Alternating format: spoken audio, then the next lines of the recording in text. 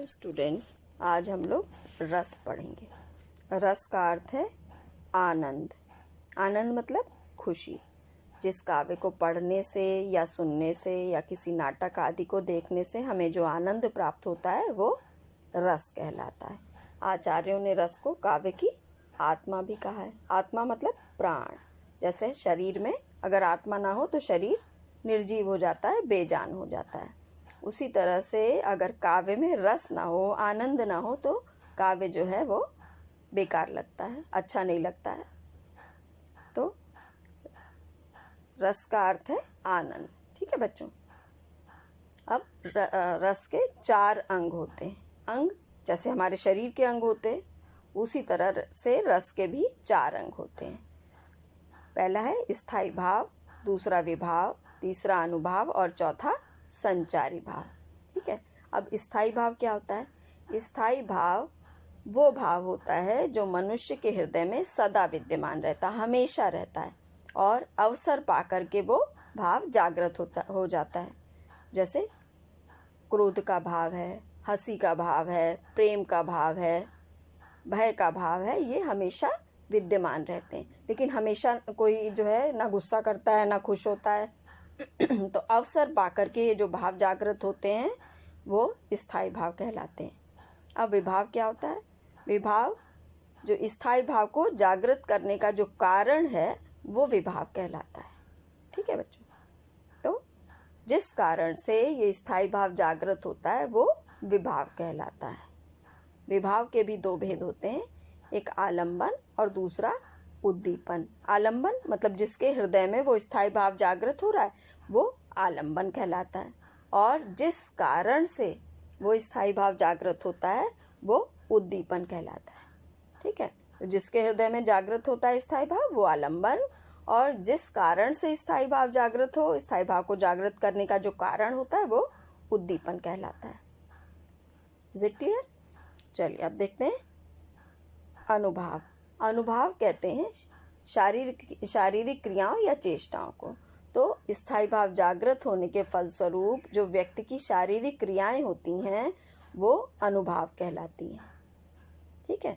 मतलब स्थायी भाव जागृत हो, गुस्सा होने के फलस्वरूप व्यक्ति जो क्रिया करता है, मारता है, पीटता है, तो वो जो है वो अनुभाव कहलाता है।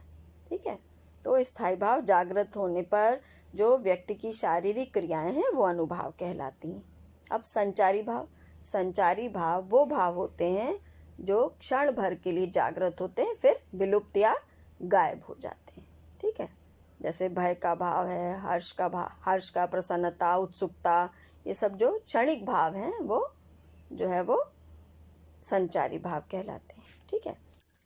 9 रस होते हैं बच्चों। आपके कोर्स में केवल 2 रस हैं, श्रृंगार रस और वीर रस। तो आज हम लोग श्रृंगार रस पढ़ेंगे। श्रृंगार रस का स्थायी भाव रति है। रति मतलब प्रेम। तो जब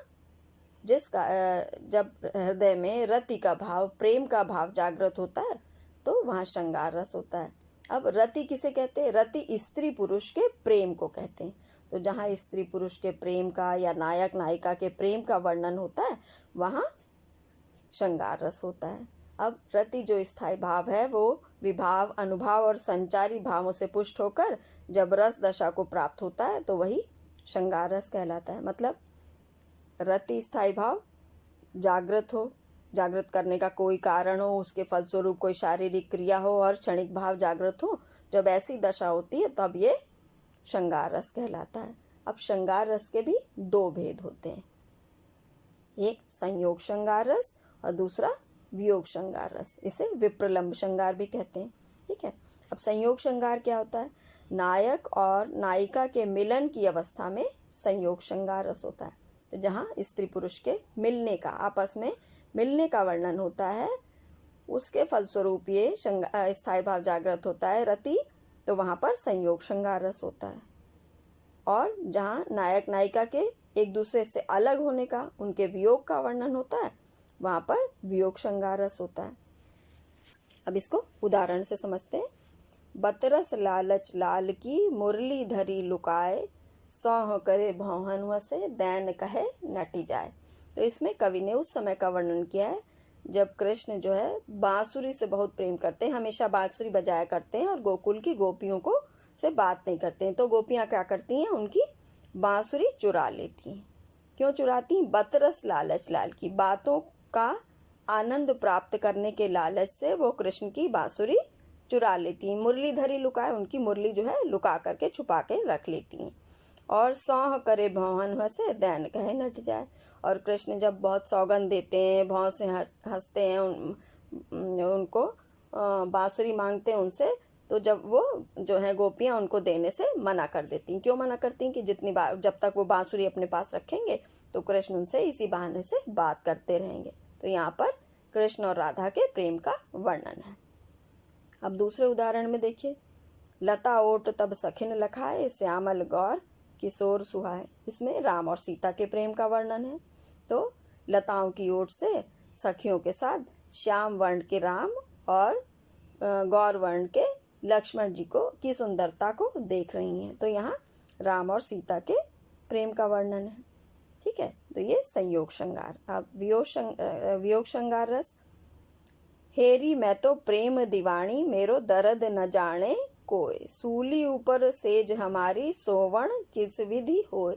इसमें मीरा जी का, मीराबाई कृष्ण की भक्त थी, उनके प्रेम का वर्णन है। तो क्या कहती, मैं तो कृष्ण के प्रेम की दीवानी हूँ, मेरे दर्द को, मेरी पीड़ा को कोई नहीं जानता, और सूलियों के ऊपर मेरी सेज है, और तो भला मैं कृष्ण के बिना कैसे सो सकती हूँ। उन्होंने कृष्ण को ही अपना सब कुछ माना है। ठीक है, तो इसमें कृष्ण और मीरा के विरह का, उनके वियोग का वर्णन है, इसलिए यहाँ वियोग श्रृंगार रस है। अब दूसरा उदाहरण, हे खग मृग हे मधुकर श्रेणी, तुम देखी सीता मृग नैनी। तो इसमें राम जो है जब सीता जी को रावण उठा ले जाता है, तो राम उनको ढूंढते हुए इधर उधर घूम रहे हैं वन में। तो पशु पक्षियों से सबसे पूछते हैं कि क्या तुमने हिरणी के समान नेत्रों वाली सीता जी को कहीं देखा है। तो यहाँ राम और सीता के वियोग का वर्णन है। तो इस तरह से यहाँ वियोग श्रृंगार रस है। ठीक है बच्चों, आज के लिए इतना ही। वीर रस हम आपको कल पढ़ाएंगे। तो अभी इसको आप अपनी कॉपी में रस हेडिंग डालेंगे। ठीक है, सेंटर हेडिंग रस डाल करके, उसके बाद उसके नीचे साइड हेडिंग श्रृंगार रस डाल करके ये आप नोट कर लीजिएगा अपनी कॉपी में। वीर रस हम आपको कल पढ़ाएंगे। ओके बच्चों, थैंक यू।